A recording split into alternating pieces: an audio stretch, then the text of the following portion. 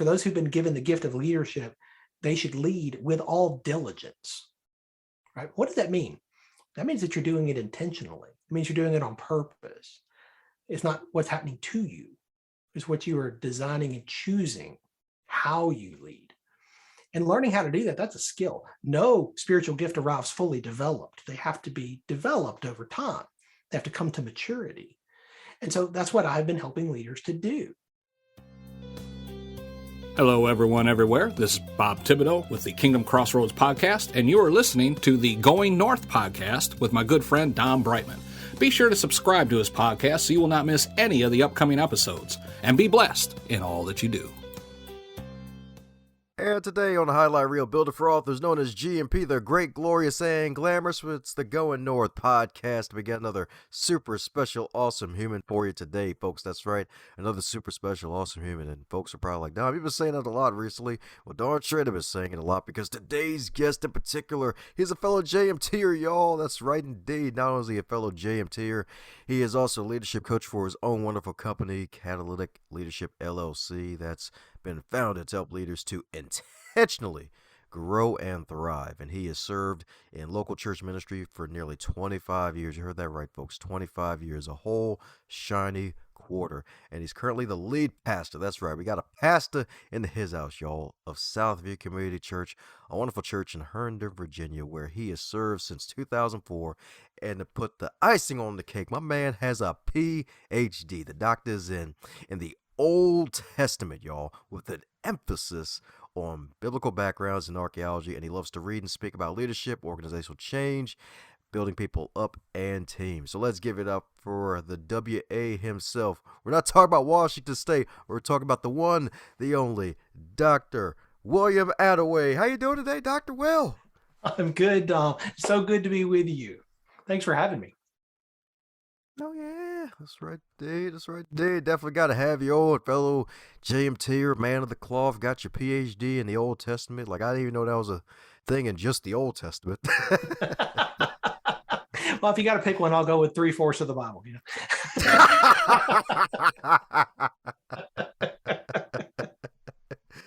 Oh, man. So, actually, how'd that process even work? Was it like a Bible school where that happened, where you could just pick one of the testaments? Like, how'd that even happen? You know, when I went to seminary to get my master's degree, I, obviously you pick the area you're going to focus on. My master's is in theology, but I wanted to really drive deep on biblical backgrounds and archaeology. Well, so much of that's Old Testament. And so that really just became an area where I gravitated toward. I took Hebrew, which is what the Old Testament was originally written in, and Aramaic. And I also took Greek, which is what the New Testament is written in. But man, I was just drawn to the Old Testament side of the house, to the Hebrew, to the Aramaic. That was my sweet spot. And so between that and the biblical backgrounds and the archaeology, it focused on the Old Testament for so much of my studies. Sweet. Ever been on any digs before? I have. I've been on staff at a couple of digs in Jordan, just to the northeast of the Dead Sea, where at a place called Tal El Hammam. We've been digging there for about 15 years.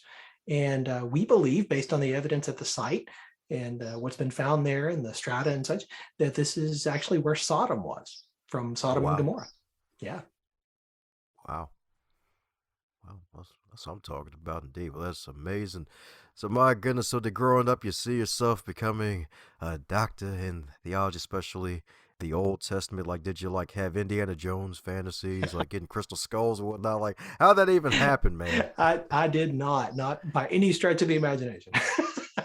I started college as a pharmacy major, actually, and got to my third semester, got to organic chemistry, and realized that this is not really what I wanted to spend the rest of my life doing.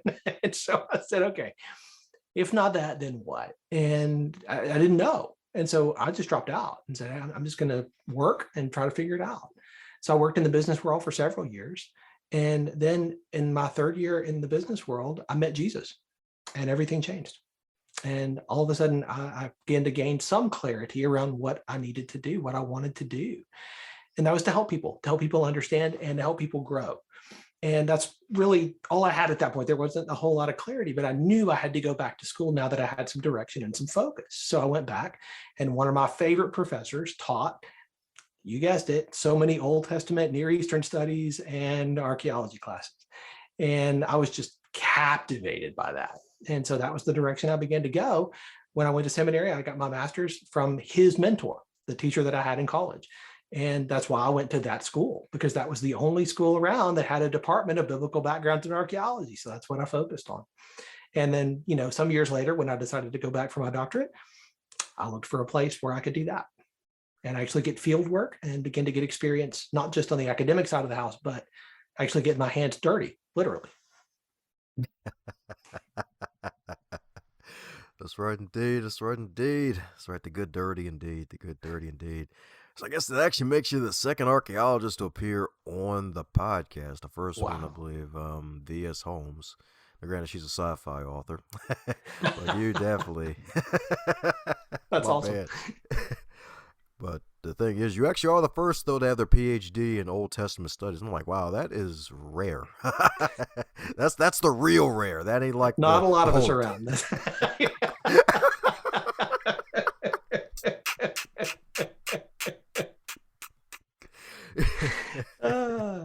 That's funny. Yeah, man. So my goodness. So you mentioned 3 years in, you found Jesus, man. So how was that experience? Was it just a random customer appearing to you, or was it some nightmare and led you to the Bible? Like, how did it even happen? I was rooming with two other guys. We were renting a house, and I'd grown up, attending church. Some never really took it that seriously. More of a cultural Christian in the South. Like, I'm from Alabama originally, and so when I was talking to this guy, and he was a very devoted follower of Jesus, and we would have conversations, and he would ask me questions, and I would answer. I knew the right answers, but there was no relationship at all. And one day he said something that made me so mad. I was just so irritated by him, but he was dead right. And he said, I think you probably need to stop saying the right words if you don't actually know what it means. Mm. I was like, gosh, what a jerk. But you know what? That's the conversation that led me on a journey. And the end of that journey was a point where I said, you know what? I can't do this on my own. I need Jesus and what he did for me, because I can't do that. And that's when everything changed. Oh, yeah. That's right, indeed. That's right, indeed. Gotta always appreciate the candid folks. Indeed, right? Well, without that kind of forthrightness, I'm not sure I would have ever taken a step beyond where I was. But God used him in just the right time. And this is one of the reasons I teach so often that what God does in our lives is never just for us. It's also for the benefit of those around us. And that's why we're called to live in community, so that we can help one another. We can pray for one another. We can encourage one another. I've read those things somewhere. I think that's in the other testament, but I still know them. And so, all these one another's that we have, like, we have to do those things, because that's how we grow. That's how we get better. There's not one example in all the scriptures I've looked, not one example of a Lone Ranger follower of Jesus. Not one. It's community. We need one another. Amen to that. Amen to that. So my goodness, so speaking of community and being a fellow leadership expert and consultant and coach and trainer, my goodness, man. So how was it these past couple of years or so with everything in the pandemic? Because I'm pretty sure everybody got a nice little hard laboratory sandbox experience, especially pastors too in the churches. No doubt about that. I think this has been probably the hands down the most unusual last couple of years, certainly in my lifetime and in recent memory of anybody I've talked to, no matter what they do. Pastors have had a unique road in trying to navigate gathering people together or not, and helping protect people, and helping to teach in such a way that communicates that, the church is not a building, it's a movement. Right? And so we don't have to be in one building. And yet there's incredible power when we gather together. There's something that you experience that you don't experience when you're sitting at home watching a screen. We can still be the church no matter where we are. And the fact that we have so much more digital ministry now, and we're obviously a partaker in that, but I think it's important to understand that church is not just about the dissemination of information, which is what so many digital streams are about. Church is about community. It's about the one another's. That's really hard to do in your living room by yourself. And so I think this has been a good teaching season for us. I think it's been a good season to learn a lot of things. If you're teachable and you're willing to learn and listen, then I think that this has been a time of great learning. It's been a time of great stress, that's for sure, for everybody I've talked to. And that's one of the things I deal with people that I coach, the leaders that I coach. They've never seen anything like this. They've never experienced pressure and stress and tension and things like this because there's so much uncertainty. And leading into uncertainty is a very different skill set than what we were doing before COVID. Oh yeah, you can say that again. It's like, oh yeah, uncertainty. Yeah, that sounds good, man. I could do that. And the whole world pandemic happened. Just like, oh, I wasn't talking about this kind of uncertainty. Exactly. It's not exactly what I meant. It's like, oh darn, the training ground has gotten extra real. That's right. That's right. That's awesome. Yes, indeed. Yes, indeed. Well, speaking of helping folks with stress, like what helps you with stress? Because I know prayer is definitely one of your major tools. Anything that helps you with everything you're dealing with, because like pastorship is a hard job. It's a hard calling to really stick with. A lot of folks quit. Some even commit suicide, believe it or not, which is Sure. really sad. So how do you deal with stress? Personally, I think it has to do with the people that are around me, the people that I invite into my life to spend time with and to speak into me and over me, the people that I do life with. I think that plays a significant role in it. It's really hard to deal with stress alone, but in community, I keep coming across this, I realize, but I mean, it's a big deal. In community, we're able to share the burden. We're able to talk it out. And in talking, we relieve so much of the stress and the tension and the pressure simply by sharing it and talking about it. And by giving voice to it, sometimes you take away some of the power of the elephant in the room. That's one way. There's others. Exercise, I think, is a very big deal. And that's something that regularly I have to do, because if I don't, I'm going to experience different problems because I'm not intentionally choosing that as a stress reliever. These are a third one would be to continually have opportunities to pour out what God is doing in my life, what he's teaching me. If I'm not pouring out and teaching other people, then the danger is that the water becomes stagnant. And that is a terrible stressor.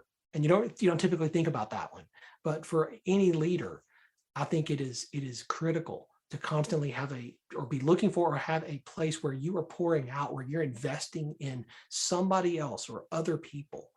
And if you're doing that and you do it intentionally, I think you're going to find that's going to help you with the stress level as well.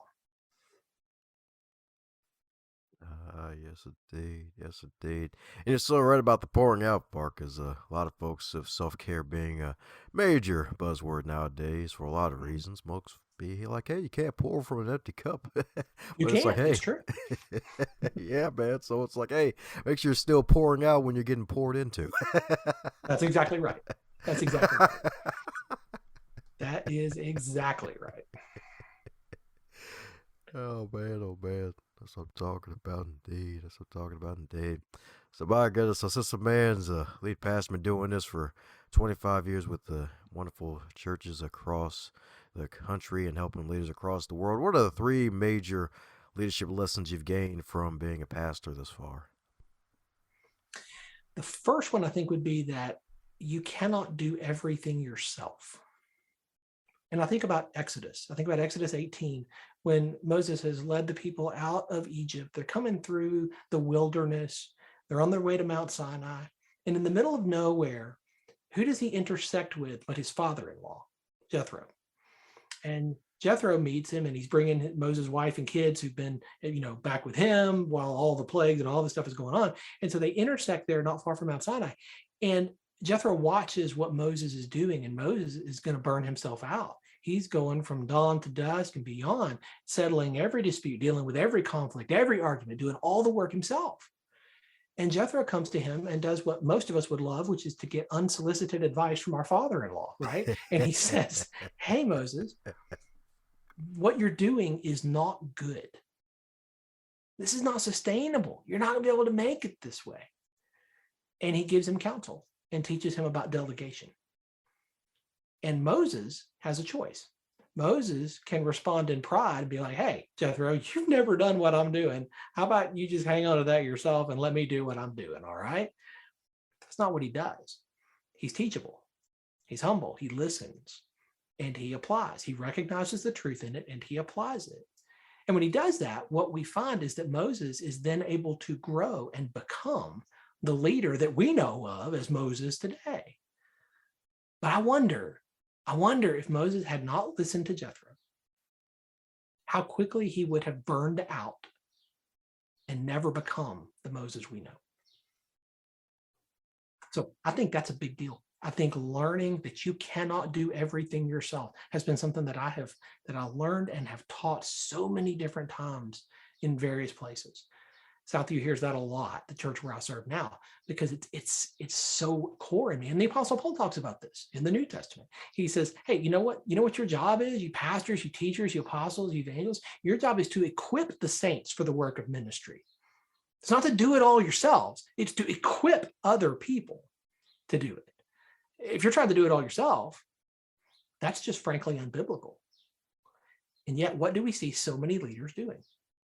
Exactly that. Well, nobody can do it as good as I do. Nobody can do it like I do it. I mean, I can't really trust anybody else to make sure this happens. Well, this person, this client, this customer, they won't be, I have to do that.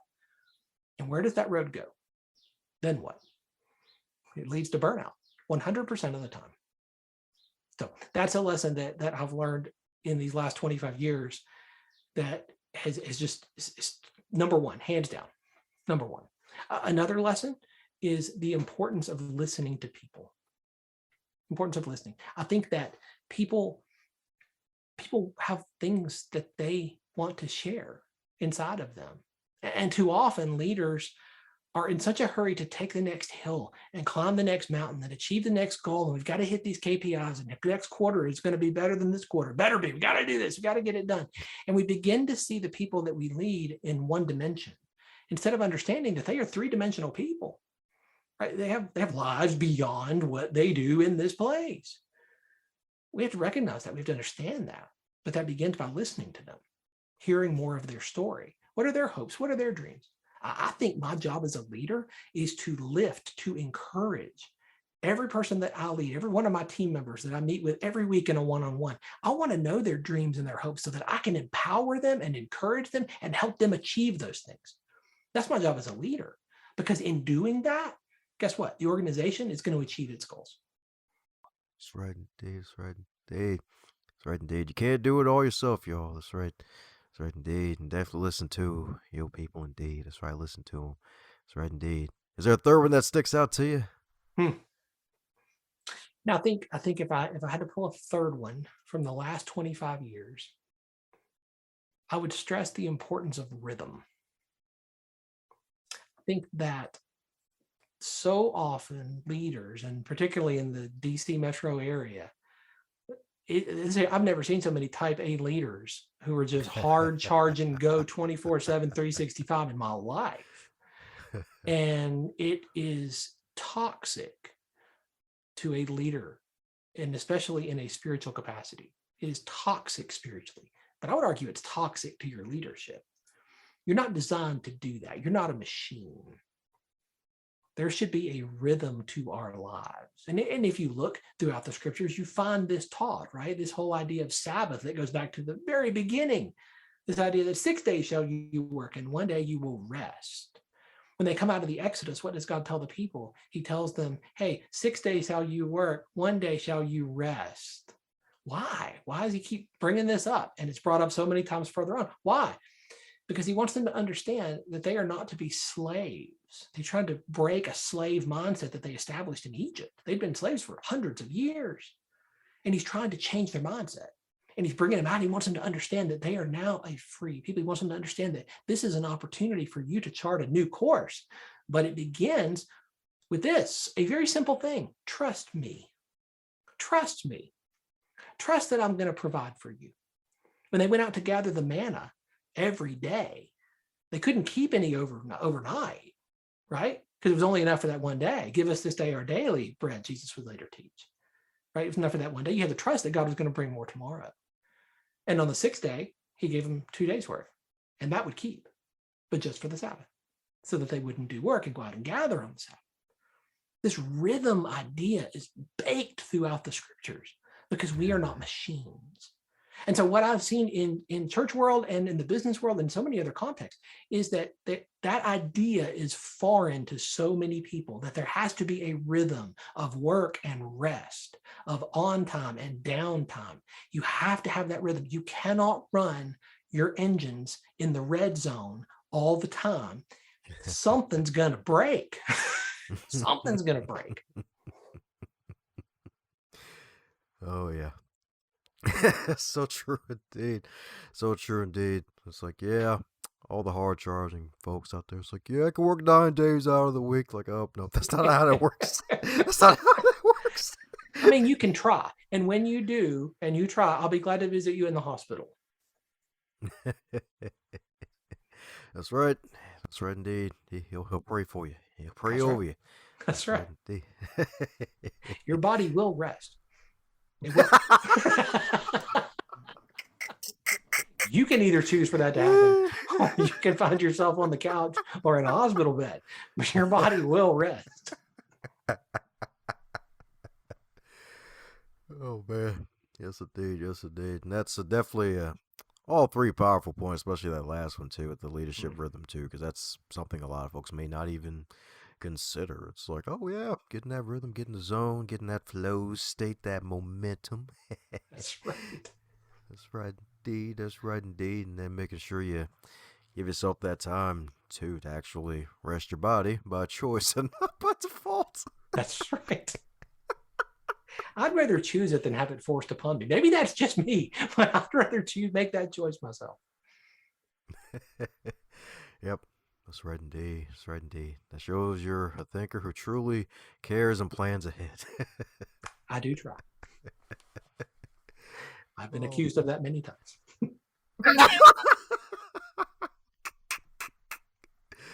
Oh, man.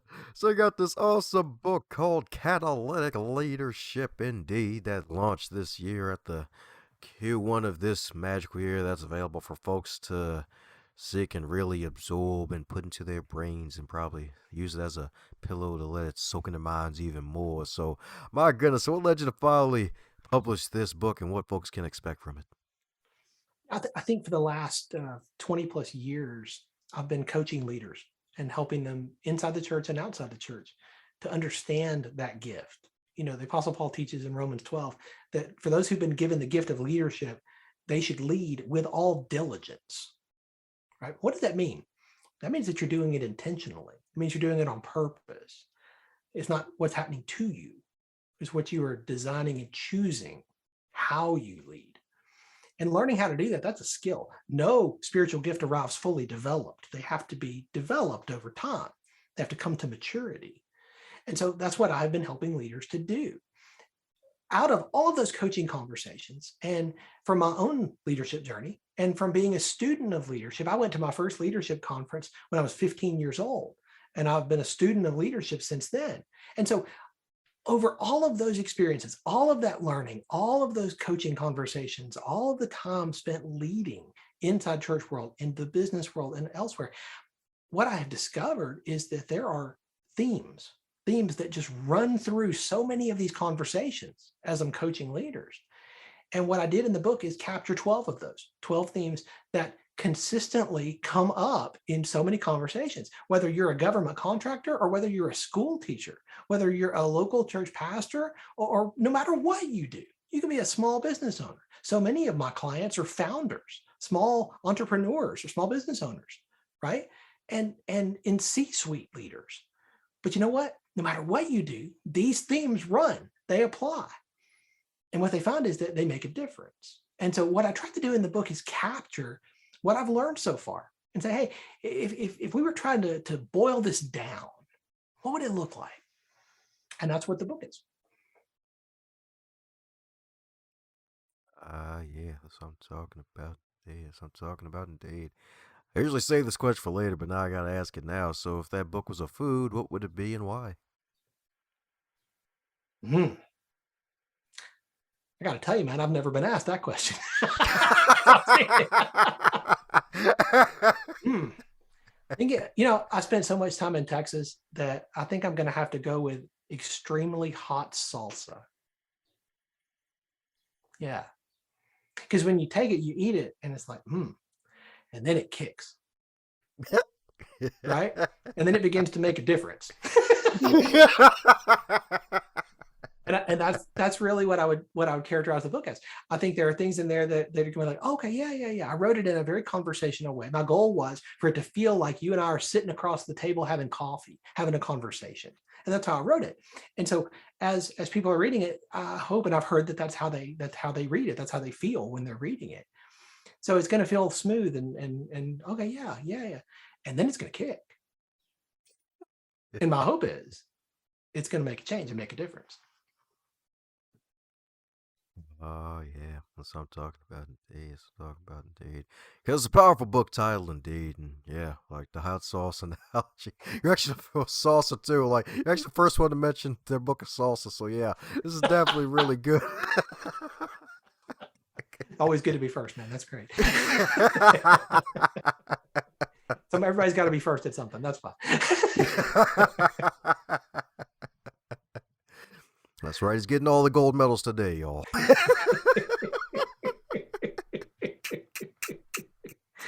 Oh, that's funny.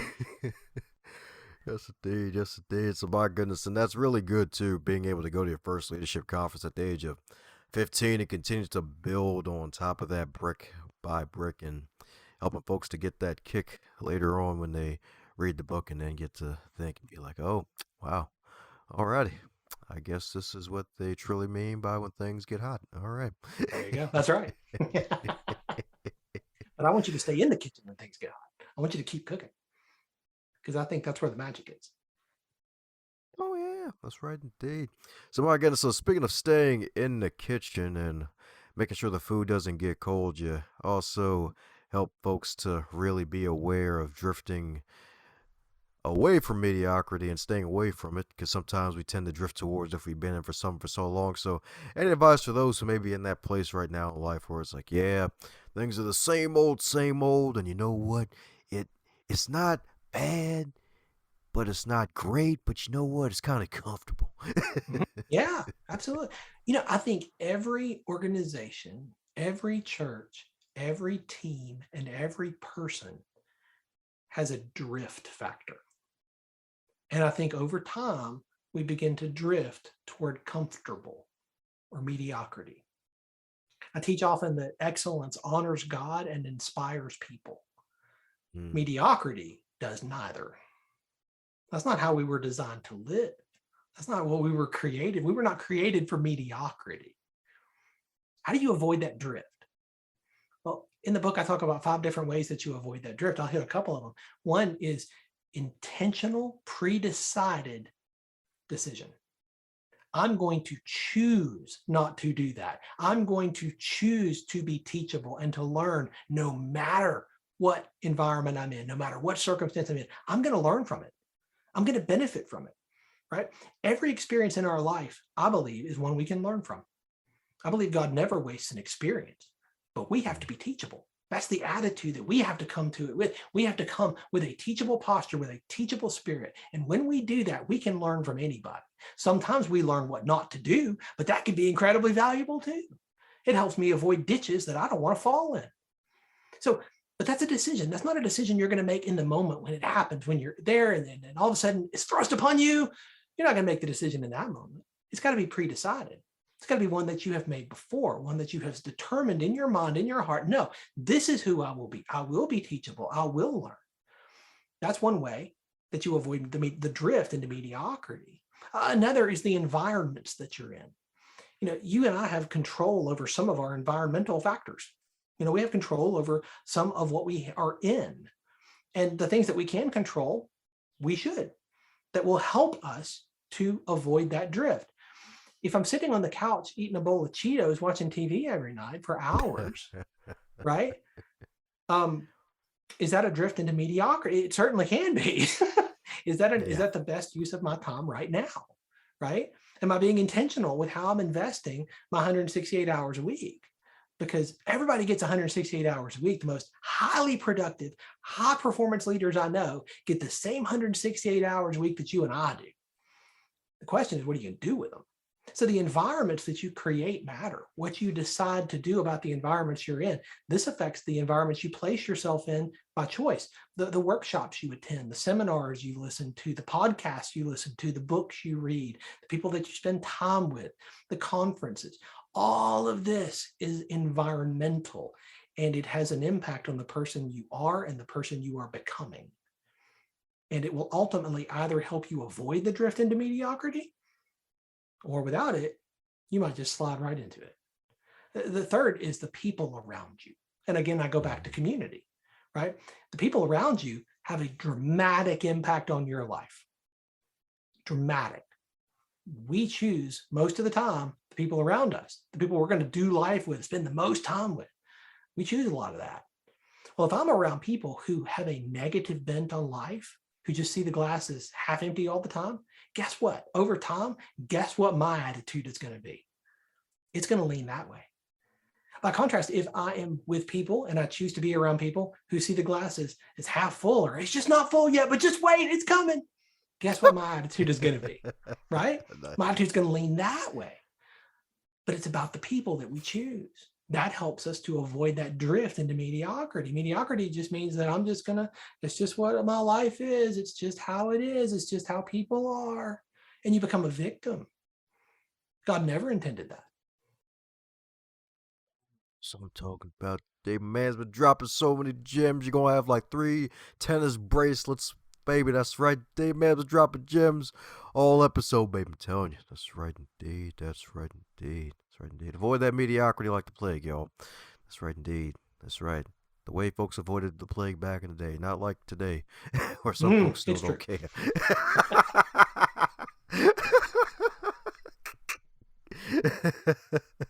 Oh, that's good.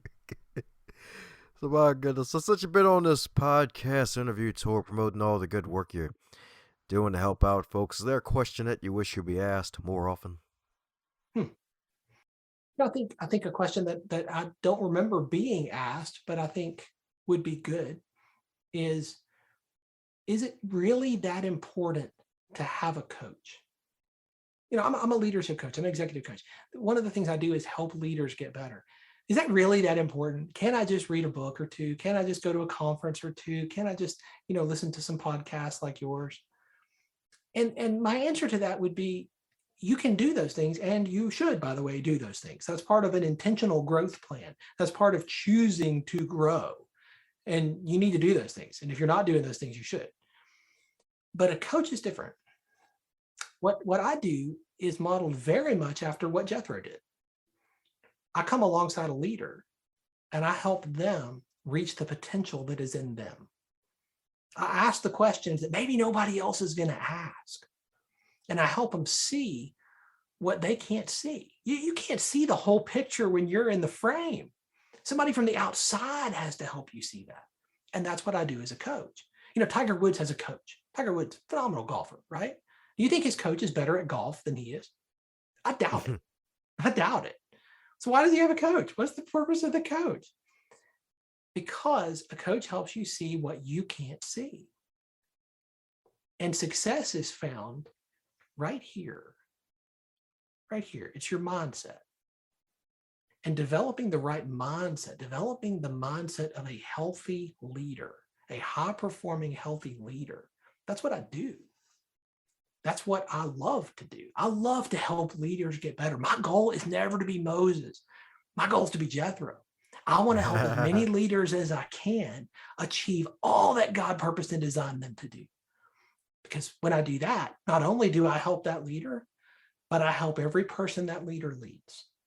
Because when a leader gets better, as Craig Groeschel says so often, when a leader gets better, everybody benefits. Everybody benefits from that. And guess what? Their organizational mission and objectives also benefit. All the people they serve benefits just by helping the leader. That's what I do. So that's why I think a leadership coach is so important, because they help you see what you can't see. They ask you the questions maybe nobody else will, and they help you remove those limiting beliefs that hold you back from what you know is possible.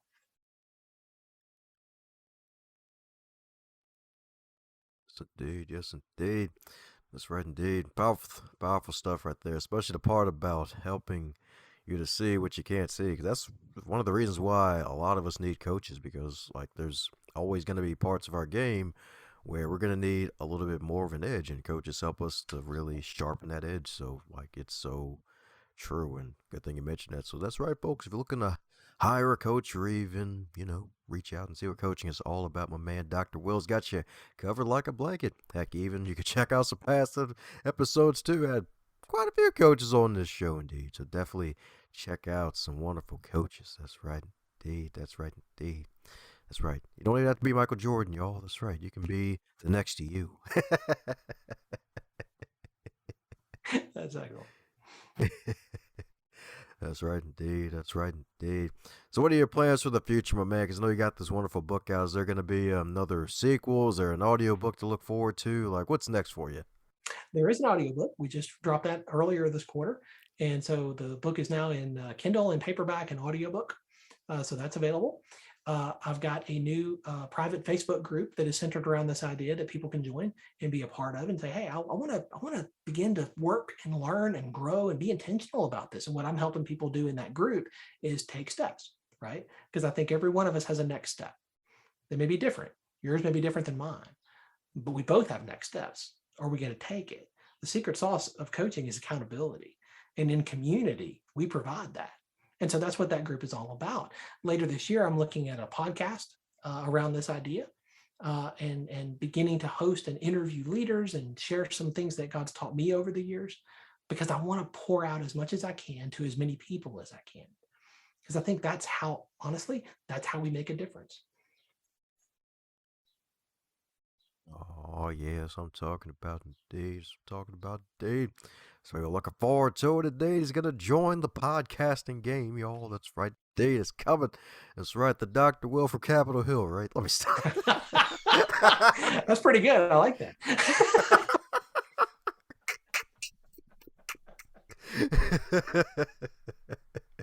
I'll give you credit the first 3 times I use it. Absolutely. After that is mine.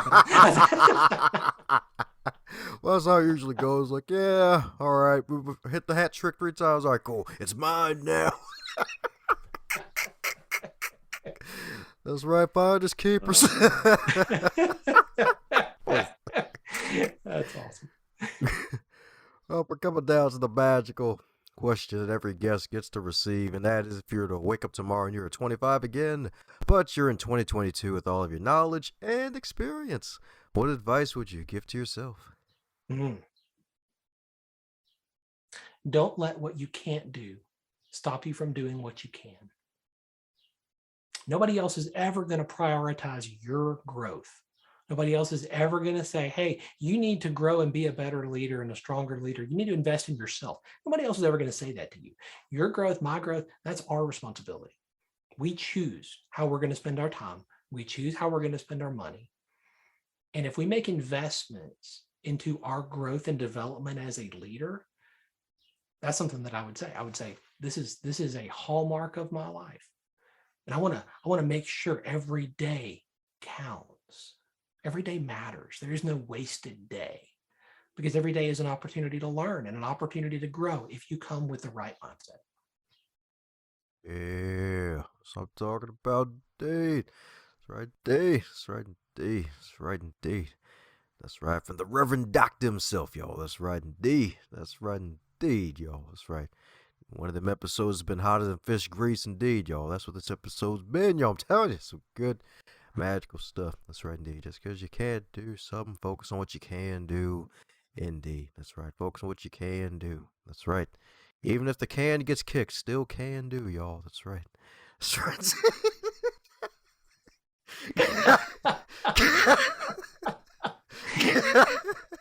Absolutely.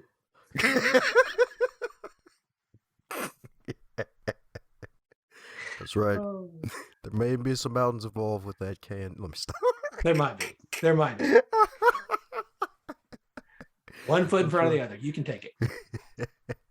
That's right. You can take it. That's right. One step at a time. You can take it. That's right. You can take it. You can kick it. And it's a can of Mountain Dew. So for those who need to Mountain Dew, and head over to your wonderful website and check out all the wonderful stuff you're doing and buy some copies of your book and share with their friends, families, and everybody in between. What's the best way for folks to do so? Well, you can go to catalyticleadership.net and you can get information about the coaching that I provide. And for the listeners of your podcast, I would love to extend an offer to give them a free copy of the book. That's something that I'm offering to you guys. If you go to catalyticleadershipbook.com, if you pay the shipping and handling, help me out with that part, I'll make sure you get a book out to you, because I want to get this into as many hands as I can. I want to help leaders get better. I want to see them make a difference. And for some, this is the first step. So that's an offer that I'm going to extend to every one of your listeners today. Woohoo! That's right, indeed. It's an offer you can't refuse. That's right. It's this day of everybody's daughter's wedding, y'all. That's right. It's an offer you can't refuse. Just do me this favor. Just do me this favor.